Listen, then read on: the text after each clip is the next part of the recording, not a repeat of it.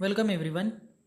Today we are going to see one of the key aspect of making a communication possible within a GSM system.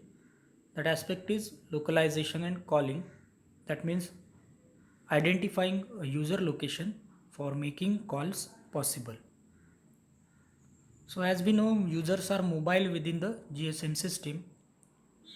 It is difficult to maintain exact location, but GSM always know where currently user is residing, and same number will remain valid even if user goes anywhere inside the world. So how to keep the updates of these locations? There are two basic databases present in the GSM system, that is HLR and VLR, which helps in keeping the periodic location updates even if user is not mobile in its coverage area.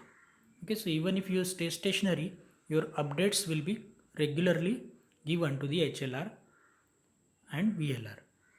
As we know, HLR contains the all the user specific information like its uh, phone number, that is MSISDN, current location, and other parameters.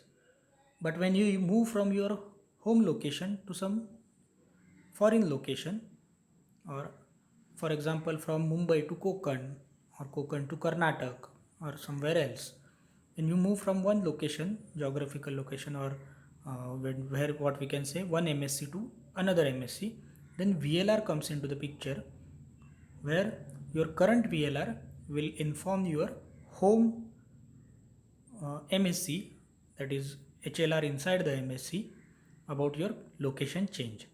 So as soon as mobile station moves into the range of a new VLR, the new location area, HLR sends, that is your home HLR sends all your data needed for new VLR.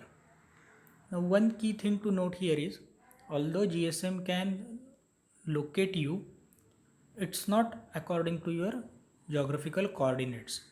GSM can identify your current base station only. So for example, if you are in Mumbai and you move out to, let's say, Delhi, so whatever base station within Delhi you are currently residing in, that base station will be identified, not the geographical coordinates of your location. Okay, because that's what all it is needed for making a call inside your current base station. It is not needed whether you are located in a particular lane or in a particular house. All you need is a current base station information. Okay, so this type of location updates are regularly happening inside a GSM system, even when you are not a mobile. So which numbers are used for keeping these updates? Let's see them. So several numbers are needed.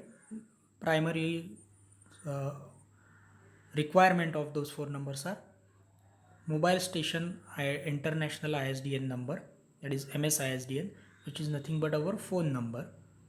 This number consists of country code, network provider code, that is national destination code, the address of the network provider, and a subscriber identification number.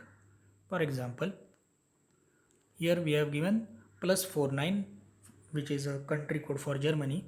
Let's take an example of India. Our country code is +91. You might know this already. Okay, these are two digits in India. Some countries have three digits. So depending on your country, this country code will change. Then national destination code, the address of network provider. For example, I am using Vodafone 987. Okay, whatever it is, it's not 987 is not Vodafone number, I don't know that, but just this is just for an example.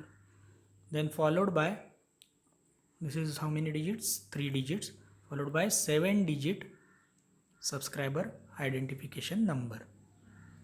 In India we have a 7 digit subscriber identification number, 3 digit network provider code, and 2 digit country code. So 12 digit mobile number is valid in India. Some countries have different combination, maximum up to 15 digits. Okay, so this is our phone number which is stored in the HLR. This number is used for making a call. to a particular user. If you want to call someone, you must know this MSI SDN. Okay. Then second number which is used is IMSI. Now IMSI is somewhat similar to MSI SDN, but this is unique identification of subscriber. Now what do you mean by unique identification? Let's see that. Again, it is a combination of three parts. First is a mobile country code like 240 for Sweden. Similarly, you can find country code in the MSI SDN. Then mobile network code like your national destination code, that is code of the network provider. Okay, so this is quite similar. And finally, your mobile subscriber identification number, which is similar to this one. Now, one key thing to note, although the three fields which are shown in MSI SDN and IMSI both are same, both numbers are not same. Why? Let's see that. What is the difference between these two numbers? This is our phone number and this is our identification number. Fields in both numbers are same. Now this is used, that is MSI SDN is used for making a call. Whenever you want to talk to someone, you dial this number. So this is known publicly. So this number cannot be used for authentication or encryption. Okay, this is not your private information, this is public information. Now to authenticate a particular user or to provide a ciphering keys for encryption, you need a unique number which will remain private. Okay, so for that reason IMSI is used. Okay, so your data will be encrypted using this number, not this number. Okay, identity of this number is not even known to ourselves also. We don't know what is our IMSI number, but it is stored on the SIM card. So the key aspect is IMSI is unique and it remains private, whereas MSI SDN is public and it is known to everyone, which is used for making a call. Okay, so that is difference between MSI SDN and IMSI. Both numbers are useful in locating a particular user. Then next number which is used for localization is a TMSI, temporary mobile subscriber identity. Now when your data is getting transferred over the air interface, that is UAM interface, it is susceptible to several attacks by the intruders because air is a free medium. So to hide your IMSI, which should remain private because it validates you as well as it encrypts your data, you are assigned a temporary number which is called as TMSI. Now TMSI is a 4-byte number, local subscriber identification number, which is selected by the current VLR. So if you are in Mumbai, if you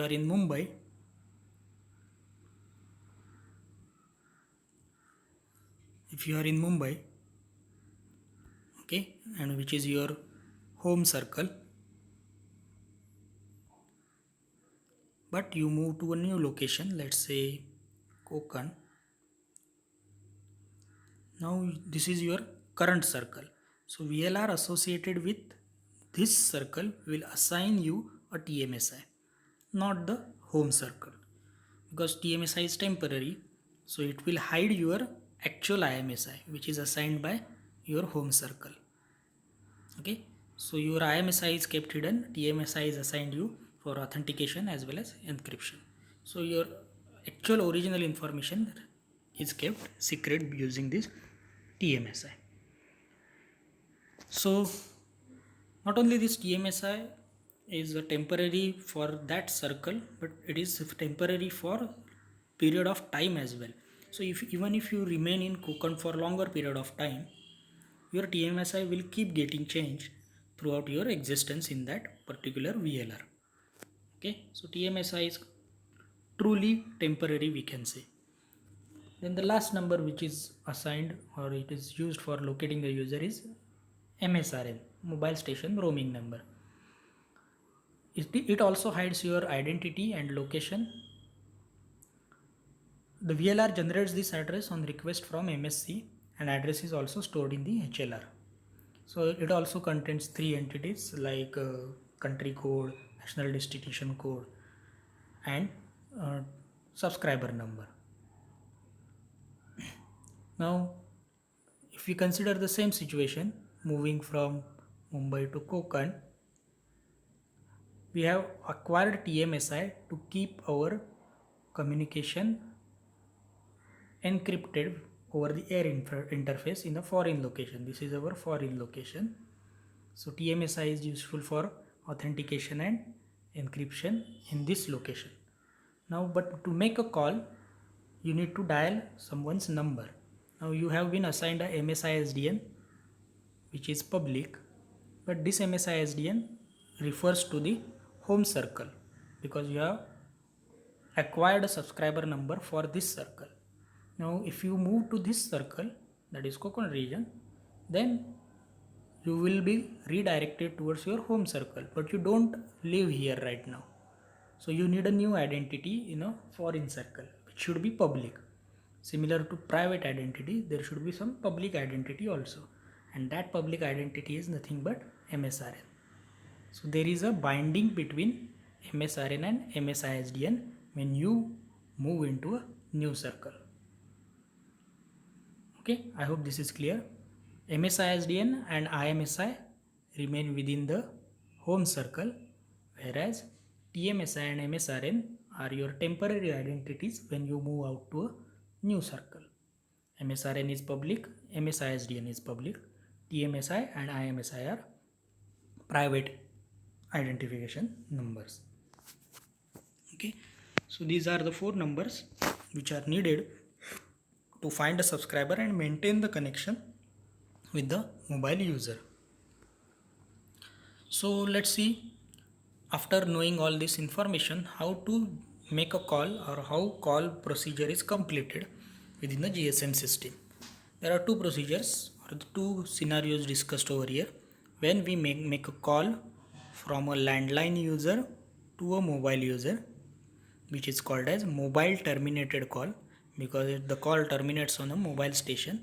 And the second scenario is mobile originated call, mobile user to landline or mobile user. Okay, so landline to landline is not concern of a GSM system. So landline to mobile and mobile to landline or mobile user. So this is mobile terminated call, this is mobile originated call. Okay, so let's see, the diagram shows stepwise procedure that is carried out for the mobile terminated call.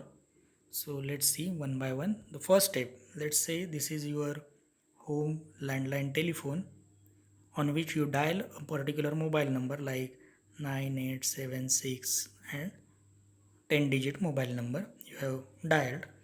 Now as this is a landline connection, it will go to the local telephone exchange, that is PSTN, where it will be identified the dialed number is a mobile number. So what PSTN does in the second step? In the second step, it forwards this call to the GMSC. Recall the GSM architecture. GMSC is a gateway between GSM system and fixed telephony network system. Okay, so GMSC is forwarded a call initiated by the landline telephone. So in third step, GMSC tries to find out, since GMSC have your now MSI SDN, it checks the HLRs present within that particular system and tries to identify your location. Now let's say you have moved out of your home location, you are now in Konkan region as we have discussed. So HLR will check where the user currently is. Now HLR keeps regular updates, so it must know your current location. So it identifies the current VLR of our location. So it, in the fourth step, it contacts the VLR and checks for availability status of your current network. Okay, VLR responds with the appropriate parameter in the fifth step, that signal strength is good or mobile is currently available for taking call, it is subscribed to these services, and all such relevant information is replied by the VLR. Once HLR nodes or such information is received by HLR, it is forwarded to GMSC, same information. Remember, these two are databases, so they don't process the data, they just exchange the information. So once GMSC acquires this information in the sixth step, GMSC realizes the current location of the called user. Okay, so that happens in the sixth step. Now once GMSC is aware about the current location of the called user, it contacts the respected MSC. Okay, so this MSC will be related, in our example it will be related to Konkan region. Now within this MSC there are several base station subsystems. So how to contact them? So once the request comes from GMSC to MSC, first thing it does, it acquire the information from that VLR for that particular user. What kind of information? Whether this particular user exists in the current MSC, that is checked by the 8th step. So request is sent to check the availability of the user. VLR responds that yes, this user is present by matching the information provided by MSC. That is the 9th step. Now once MSC confirms that the user is within current MSC, that is this MSC, it sends out a paging message in the 10th step. Now paging message is a broadcast message which is sent out to the all base station subsystem within that MSC to finally identify where exactly a mobile station is.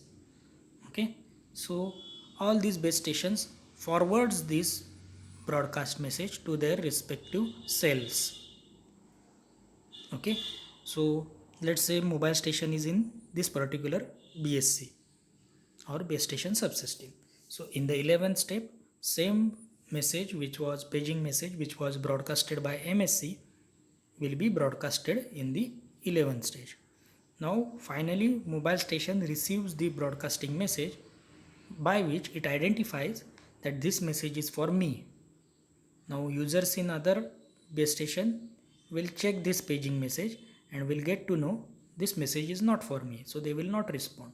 But this MS will know that this broadcasting message or paging message is for me and it will respond in the 12th step.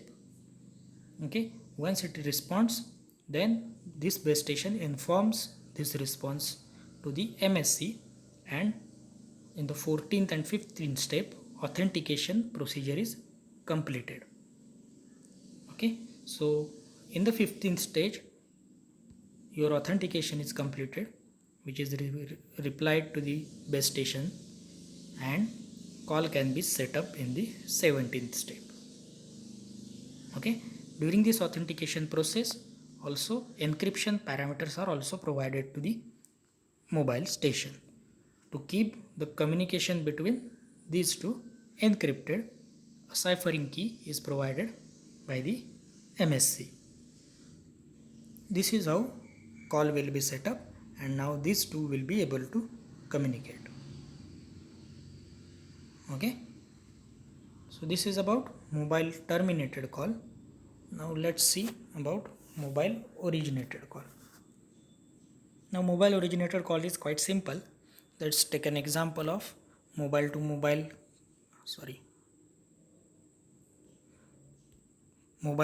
call. Now this is the calling number.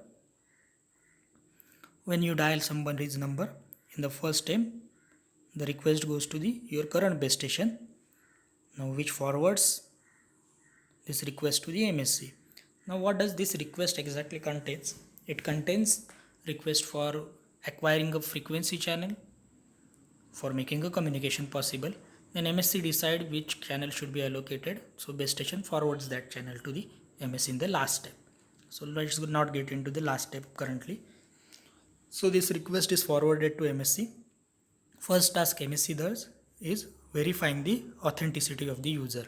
That happens in the 3rd and 4th step, and assigning of the ciphering parameters or encryption parameters to that, make that communication encrypted. Okay, Once that is assigned, MSC tries to find out the called number. This is M2. Let's say this is M1 calling number, and M2 is a call number. So M2 should be located now. So MSC tries to find out M2 location.